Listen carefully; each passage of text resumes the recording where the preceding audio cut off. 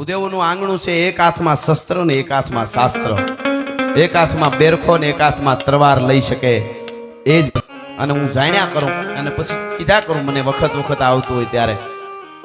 બોલિવૂડ માટે હું બોલું તો ઘણાને એમ લાગે કે આના માટે એવું કાંઈ આપણે એની હારે કોઈ વાંધો નથી, હારા ફિલ્મ બનાવે તો વંદન છે, એમાં કાંઈ વાંધો નહીં. પણ હાવ હૂડ કાઢી નાખ્યું છે ને એટલે મારે બોલવું પડે છે. બાજીરાવ પેશવા ફિલ્મ દરેક યુવાનોએ જોઈ હોય છે. એમાં જે બાજીરાવને બતાવી દીધા છે, અને મેં પછી મને તો આવું કંઈક આવે એટલે હું પછી એના મૂળ સુધી પહોંચું ને બધું વાંચું. એક લવ સ્ટોરી તરીકે આખે બતાવીને કામ પૂરું કરી દીધું છે. પણ એકવાર બાજીરાવને જો વખત મળે લૂડોમાંથી ને, તો મારા દેશના યુવાનો વાંચે તો ખબર પડે ભારત વર્ષના બ્રાહ્મણની શું. માતાઓ બહેનો કહું, અઠવાડિયે એકાદી વાર હારી નાનકડી કથા કૃષ્ણની રામની કોઈ વાર્તા તમારા બાળકોને સમજાવજો. અનુપમા ન જોવાય તો કાંઈ વાંધો નહીં, એની આટીઓ નહીં ઉકલે આપણને. હા, એ તમે વાતું જ આવવા દો. હાવ હા, અમુક બેનું તો હાવ મને ઘણા કે ખાવા દેતા નથી કે ઘરના, અમારે એકચ્યુઅલી અનુપમા ચાલે છે. પણ આ અનુપમા બિચારો હુકાઈ ગયો, હાવ એનું શું? એમ મેકઅપના ખર્ચા ઈ પૂરા પાડે છે, એનું ધ્યાન રાખો ને, અનુપમાને રહેવા દો. આ હકીકત વાત છે. ભારતની નારી શક્તિ જ મહાપુરુષને ઉતારી શકશે. રામકૃષ્ણ, જોગીદાસ કુમાર, રામવાળો, દેવાજ બોદર, જલારામ બાપા, બજરંગદાસ બાપા, પૂજ્ય ભાઈશ્રી કે કોઈ પણ ઈ કઈ ડાઉનલોડ નહીં કરી શકાય. એના માટે કોક માં જન્મ આપશે. ધરાવીણ ધાનનો નીપજે, કુળવીણ માડું ન હોય, ઓઠા ઘર જેહળ જખરો ને ગાંગો જન્મે, જેની માં હોથલ પદમણી હોય. માવડીઓની બહુ મોટી જવાબદારી છે. મારા દેશની દીકરીઓને ખાસ ખબર હોવી જોઈએ તમારી શું તાકાત છે.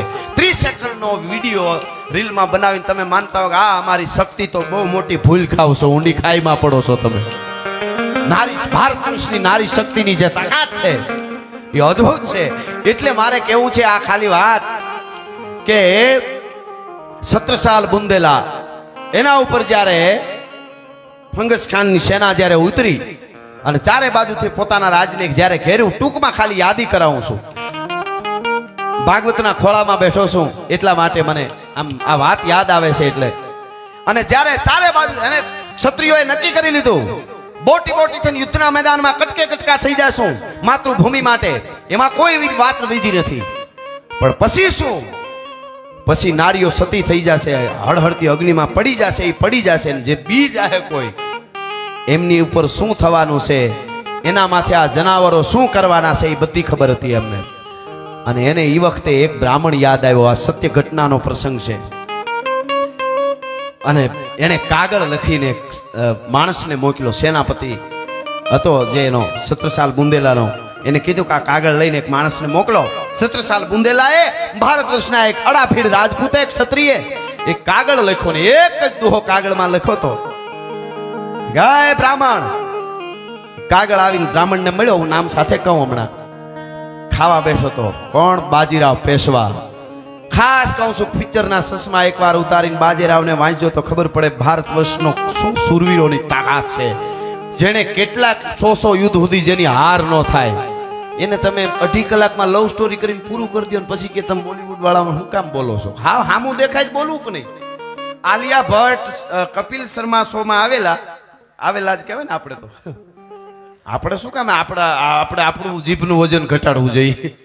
અને એને આ રિયલ વાત કરું છું, યુવાનો ખાસ નોંધ લેજો, બેનું દીકરીઓ બધાય હોય. અને એમાં એને કોફી આપી. આ રિયલ વાત કરું છું, બનેલી ઘટના, ટીવીમાં આવેલી વાત છે. એને કોફી, કપિલ શર્મા શોમાં આવેલ એટલે કોફી આપી. કોફીનો આમ ઘૂંટડો લીધો તો એને ખબર પડી કે આમાં સુગર છે એમ. એટલે ફૂફૂ કરીને કાઢી નાખ્યું ને એટલી બધી ખીજાઈ ગઈ એને. કે મારું કે મને કે એકચ્યુઅલી આમાં સુગર છે કે હા એ તો છે, તો બીજી મગાવી કે સુગર નહીં. સુગર મારાથી ઘૂંટડો થોડો ગળે વયો ગયો, નુકસાન કરે. એકચ્યુઅલી શરીરનું કેટલું ધ્યાન રાખે, મને તો ઈ થાય છે. સારી વાત છે, એનું ધ્યાન રાખે, આપણને વાંધો નથી. વાંધો આગળ હવે આવશે, અહીંયા છે. એને શું કીધું? આ બહુ મોટી સમજવા જેવી વાત છે. આપણા માનસમાં બાળકોને શું ભરવામાં આવે. ખીજાઈ ગઈ. હકીકત વાત કહું છું. એને કીધું કે સુગર વાળી કોફી મને કેમ અપાય? હું આવું કઈ નથી લેતી, સુગર બુગર ન લેવાય. એટલે ઈ ખીજાઈ ગઈ. શું કામ? એક ઘૂંટડો સુગર શું નુકસાન કરતું છે એ તો એને ખબર. પણ માને વાંધો ન્યા નથી. વાંધો ન્યા છે કે એક ઘૂંટડો કોફીમાં સુગર ભરાઈ જાય. અહીંયા આલિયા ભટ્ટને વાંધો ઈની આલિયા ભટ્ટ બીજે દી ટીવીમાં આવીને જાહેરાતમાં હાથમાં કોણ લઈને કે બચ્ચો એ કોણ ખાના ચાહીએ, અરે તને કાળોતરો કરડે તને.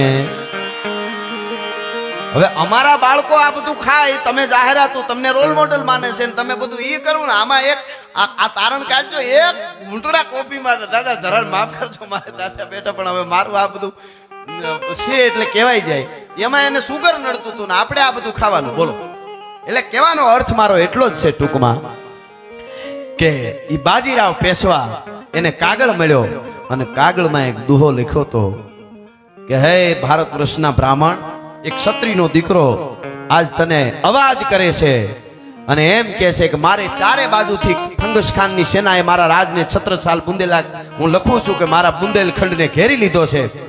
યુદ્ધના મેદાનમાં અમે ઉતરી લડી મરી જાશું, પણ બેનું દીકરીની ઇજ્જત આ સલામત નહીં રહે. જો કોઈ બચી જાય ને આ નહીં મૂકે આ જનાવરો માટે તને મારી વાર કરવા માટે હું તને પુકાર કરું છું, ક્ષત્રિયનો દીકરો. અને દુહો એમ લખ્યો તો કે જ્યું ગતિ ગ્રાસ ગજેન્દ્ર કી, જ્યું ગતિ ગ્રાહ ગજેન્દ્ર કી, સો ગતિ મોરી હે આજ, બાજી જાત બુંદેલ કી બાજી રાખેલા. હે બાજીરાવ પેશવા, જેમ ભગવાન નારાયણ વિષ્ણુ ભગવાન જેમ બચાવવા માટે આવ્યો ગજેન્દ્રને મકરના બંધનમાંથી, એવી રીતે તારે આજ બુંદેલખંડને બચાવવા માટે આવવાનું છે બ્રાહ્મણ. સો ગતિ ભઈ હે આજ, બાજી જાત બુંદેલ કી બાજી રાખેલા આજ.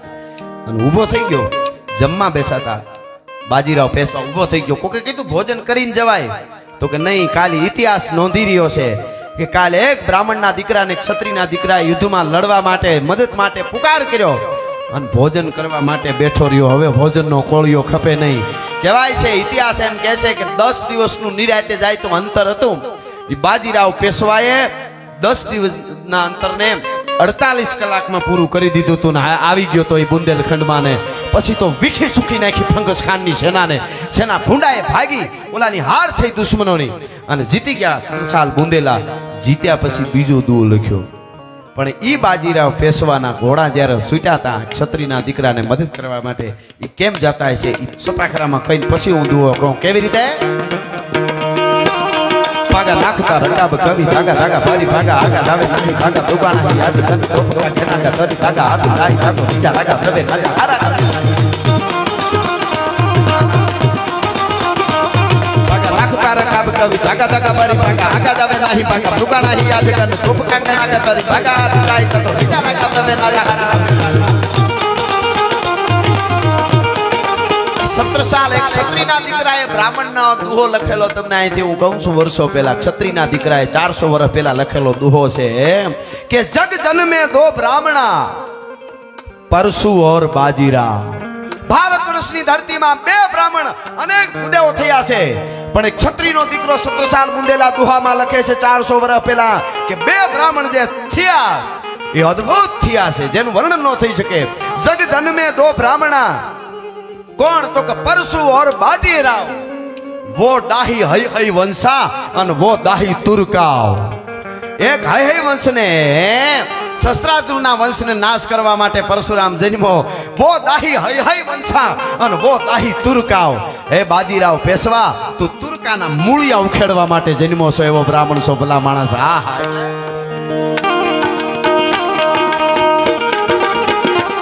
भागा नाखता रकाब कवि भागा धागा धरी भागा आगा दावे नाही भागा दुकाना ही आदि कन टोकरो केनागा धरी भागा हाथ लाई कातो अरे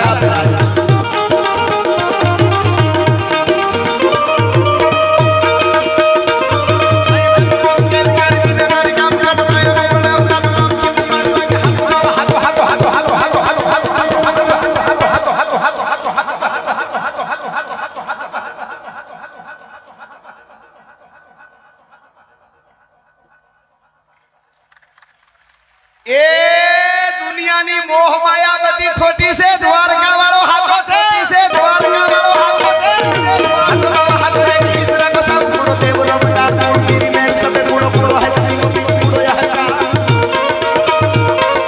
गुणो है कोरम पवन चमाव गुणो गिर धारी नाही गुणो एक ही गोपाल आहा. અને અમારો કૃષ્ણ કેદી હતો, અમારો રામ કેદી હતો 500 વર્ષ પહેલા મહાત્મા ઈશકદાસજી લખે છે કાંઈ ન હોતા પવન પાણી જળા થળા અહંકાર ભેદ વાણી મંત્ર જંત્ર ન હોતા વિવેક ધર્મ ધર્મ ચંદ્ર સૂર્ય ન હોતા આકાશ ધરા રમૈયા રમી રમા હુતા આપે બુદ્ધિ તરી કીરદાર સરસી નિપાઈ વિધિ રીતિ જીતિ કબે નિધિ તિયાર રૂપ સ્વરજી બૈનાના પ્રભુ પ્રમારજી બૈના સામ સુદે નાહી તુજો કોઈ જોવતા સ્વરૂપ ત્રિગુણી ચલાઈ માયા કુટી બનાયા તીન એવા તીન લોક नहीं तुम्हारो आकार ब्रह्मा विष्णु તમે ઈશ માહેશ્વર તમે બારે તીન આને મારે ટૂંકમાં અહીંયા રજૂઆત કરવી